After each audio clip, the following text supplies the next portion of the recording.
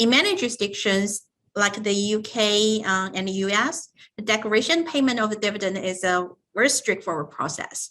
It can be completed at any time during the fiscal year of the company and without CPA audit involvement. By comparison, remitting profits as dividend out of China is subject to some prerequisites. First, the parent company must make the capital investment as per registration documents. If the registered capital hasn't been injected by the parent company, it is likely that the dividends cannot be paid out. We have seen many banks interpret the regulations very strictly, and they only allow WFOEs to distribute profits to the parent company based on the proportion of the capital contribution. Secondly, the Chinese bank will only process dividend payments based on an audit report and annual tax returns. This makes the payments of interim dividends virtually impossible. Since the audit report and annual tax return usually become available only after 2 to 4 months of the following year, most dividends payments may wait until the second half of the year. Third, dividends can only be paid if all losses carried forward from previous years has been made up. That is to say, the accumulative losses from the previous years must be more than offset by the profits. Fourth, a WFOE must put 10% of its after-tax profits into a mandatory reserve fund until the accumulative fund reaches 50% of its registered capital. It means that only 90% of the after-tax profits can be distributable to the shareholder. Finally, the dividend is subject to an additional 10% withholding tax when declared to the parent company, with very limited exceptions. The withholding tax will be deducted before the dividend can be remitted back to the parent company. Many jurisdictions, including Hong Kong and Singapore, as well as some European countries, have double taxation agreement with China that may lower the withholding tax to 5%.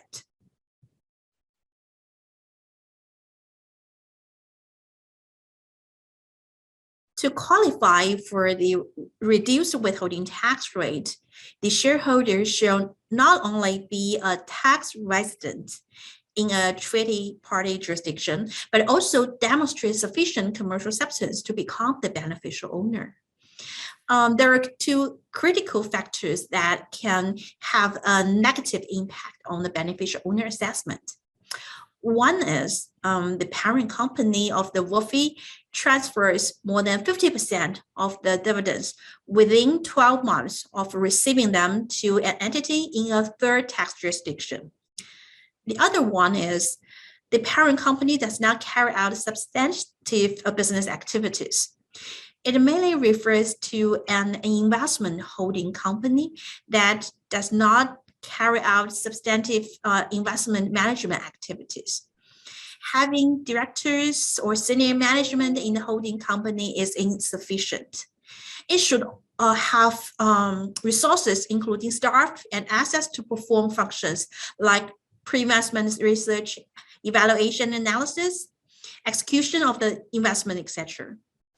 With that being said, there are some safe harbor scenarios or certain holding structures that can be eligible for treaty benefit without the beneficial owner assessment.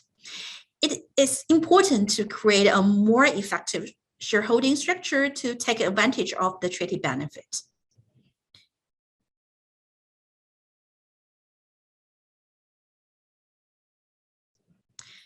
No method is one size fits all.